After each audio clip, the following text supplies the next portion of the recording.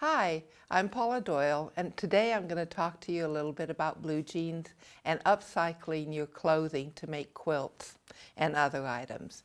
So the number one item that usually there's problems with it going into landfill are the good old-fashioned blue jeans. And usually when my son gives them to me, it's because they've gone at the crotch right there. You can see the quilt behind me is all done in sunflowers because my daughter-in-law really loves sunflowers.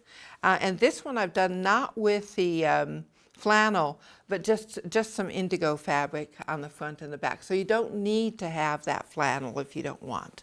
You have the back side of the quilt, just jeans. And if you wanted to have the quilt out on a lawn, like this one behind me, that's going to be a long quilt.